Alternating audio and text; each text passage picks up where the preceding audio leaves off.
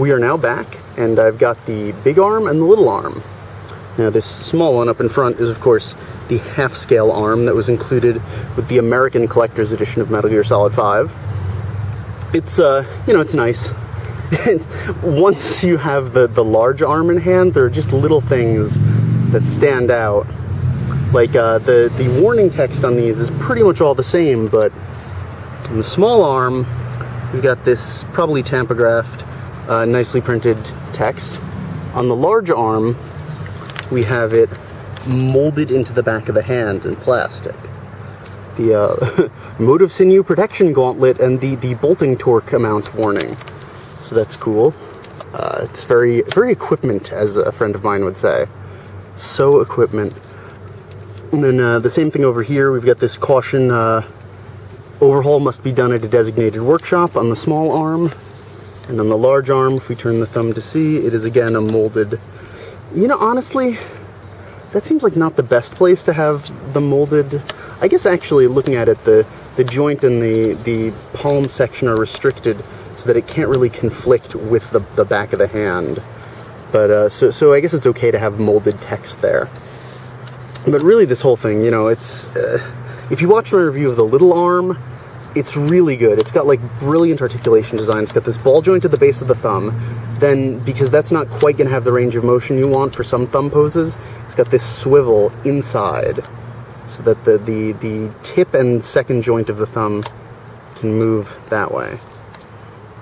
It's got the nicely, the good thumb curl the thumb all the way into the palm. And then the fingers themselves, I mean, the range of motion is a full curl around. It doesn't curl quite as far as a real human finger, but again, you don't want parts banging into each other, theoretically, when you're designing a mechanical arm. They've all got that nice range of motion where you can move each joint, since they do have the first, second, and third joint of the finger, you can move each one a different amount and get this nice curl pose out of it. And then they've got the spread, the finger splay. So, I mean, this is a kind of an unnatural pose. That's pretty unnatural, but when you move each one to just a slightly different degree of splay, it's got the sense of a hand. The real sense of a human hand, and that's what makes it so able to grip things. Like, let's see. It can grab my wrist pretty believably, although I guess you can't. It's hard to see. Maybe I'll take a picture later of how nicely it can grab me by the wrist in preparation for a CQC throw. So, let's see. Comparisons of the details. A lot of stuff going on here is pretty much the same. The gold stripe, the painted on, I guess it's camo. I don't know why they felt the need to make the arm bright red and then or bright salmon and then slap this dirty camo spray on it. But it looks cool. It's that Yoji Shinkawa design. It's very stylish, and it's not necessarily the most functional thing. So now down here we've got the text on the small one is perfectly sharp.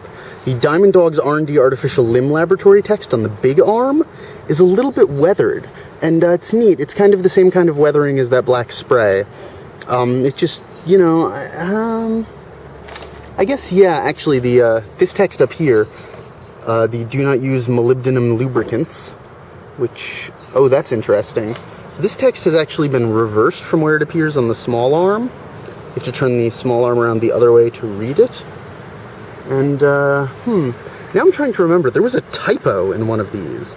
It was a very odd typo that I recall, but I can't think where it was. Oh, there we go. Okay. This is another piece of molded text. The forearm holding lever latch, which has a typo in it, is molded text on this one, and the typo has been corrected on the big arm. Very good, very good. That's something, it's a simple oversight that it had said LATTCH, but it would be pretty lame to have that forever molded in plastic on this big, beautiful display piece.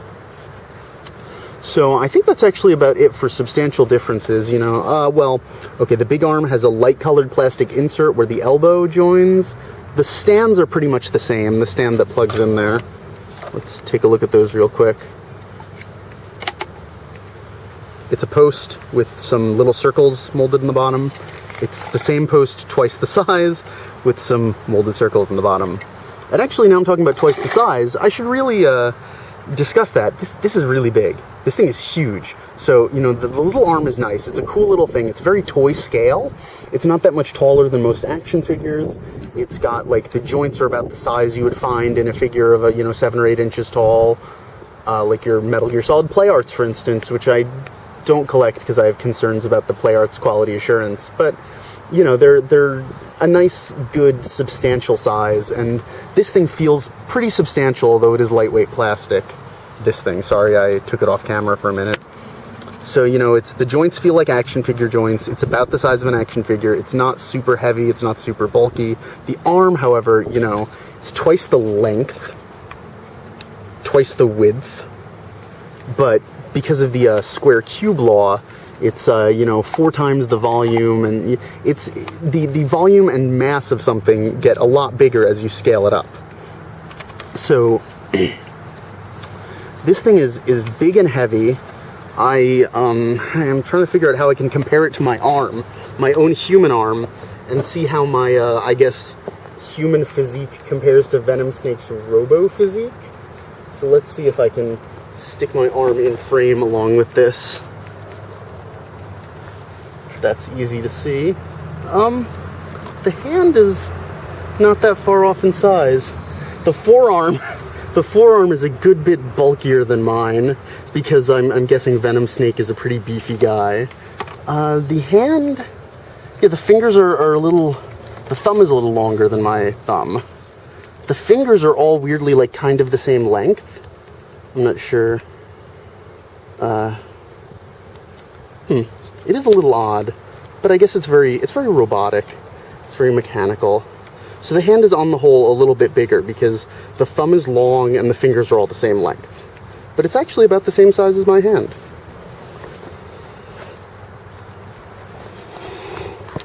So let's get around to the detailing. This is something, really interesting to me that I was really eager to get a look at, because they had mentioned in solicitations for this... Oh, hello, bird. They had mentioned in solicitations for this item that it had metal detailing parts.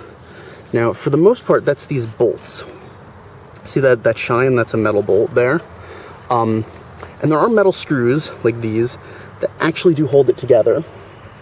Oh, that reminds me. So these are real screws in that little inlet, that little cut there you can see. But on the half-scale one, we see that they have a tiny molding of a screw in there where there is no real screw. So that's, I assume that's just an artifact of scaling down the CAD model to produce the small one. But, it's nice, it's appreciated that they have every detail on the small one, as opposed to making it a little more simplified. Now, so yeah, there are these bolts. These might actually be functional. These might actually hold this red plate on. But a lot of them, I think, are decorative and are not actually doing the job. I think the screws are holding it together. There are these little latch bits, which I assume are some kind of lock to hold it onto the elbow mount on Venom Snake's body. And so I guess that's what they are supposed to represent, but obviously they don't do anything because you just put this on a stand. You don't attach it to... There's no Venom Snake 1/1 scale doll or anything to latch this thing onto. They look like they might be metal. They have the same kind of finish as the bolts. It's a little shiny and it's a sort of a dark gunmetal finish. But I can't really tell. There are more of these latches right by the wrist. Again, the same metal finish. I think they're actually trying to bring these finishes as close together as possible, and it is a different finish. I think the bolts are metal, and these little clip latches things are plastic, because it's the same as this central axis of the wrist joint. So, the wrist doesn't have a ton of motion. It bends back a bit, and then it bends down not quite as far. I think, again, this is to prevent the thumb from getting crushed in there. There's just, you got to protect the mechanical parts. So that joint, the center of the circle that you can see in there, you can see a little better on the other side, that is plastic, and that's got that sort of more matte gunmetal finish. And then the bolt in there, that's actually metal. Yeah, you can actually feel the difference in temperature a tiny bit when you touch it. that bolt is metal and is a little shinier, and then this central axis of the joint is also plastic, and I think these little clips are the same painted finish as that plastic. And these bolts here, these are, I don't know if these can actually be unscrewed or anything, but these gold bolts in the wrist are metal, and then there's a lot more metal rivets, and then real screws doing functional work all throughout the fingers. So, I kind of am running out of things to say about the actual articulation of this, because it's all basically the same as the small one. Which I thought was excellent. I was really impressed by, and you know, this does everything but just bigger, just human scaled, with a nicer paint job, with a lot of nice little spots of molding instead of printed text. That's cool. Again, it makes it feel like a piece of equipment, a little more so than a lot of toys, like, you know, especially Gundam toys for one. They love printed markings, the Hajime Katoki thing. He loves, you know, text on every little spot, which is, and to a greater extent, like all sorts of robot mecha type things love putting on no step warnings, you know, access hatch labels, but at some point it just becomes a little sadistic and weird and over the top, and so the molded text is subtler. It doesn't stand out as much as the printed white, and so that does make it feel a little more serious, while just having these warning texts at all is already a nice little pseudo-realistic thing. So yeah, this is a really nice arm. It does everything. It's really big. It does almost everything an arm does. The one thing it doesn't have is, so you can rotate the wrist, you can hinge the wrist. Oh, my cloth there is blowing away. But you can't do this motion. What one normally calls like a karate chop joint, although that's not really accurate, but that's kind of a term that's used a lot on action figures. But it's also, and this is the weird thing, that would be one of the most essential joints for holding a gun. Now, it's, you know, Venom Snake shoots right-handed. He doesn't shoot left-handed. He's not too worried. The only gun gestures he's going to need to do with his left hand are maybe a "you're pretty good" type gesture. But at the same time, it just feels like an odd oversight. But it is, you know, it is pretty good. They could have put a lot more metal on this if they really wanted to. If they really wanted to make this an absurdly premium item, they could have made all of these little bolts here metal. They seem to be separate actually I can't tell. They might be separate parts, or they might be just molding that's painted. But, you know, that would be cool. Actually, I have to check the base joint of the finger. Okay, yes. It's all built the same way on the small one. It is a double joint at the base of the finger, and then single joints at the next two knuckles. One more stupid thing I want to do with this is I want to have Venom Snake here being held in the grip of his terrible destiny by this arm. This is the Vulcanlog Revoltech figure, and here he is being held by his own hand. Notice that the Vulcanlog figure has a much darker red arm. I don't know. It's not really... I do think the salmon color is pretty game accurate, but then, I don't know, you know, there could be lighting things going on. But yeah, so this arm can hold things. It's very sturdy. That thing about the tightness of the joints, the stiffness for all purposes is absolutely true. Venom Snake can hold himself on your shelf, or, you know, coffee table, or wherever you choose to display this. He can probably hold pretty much anything else.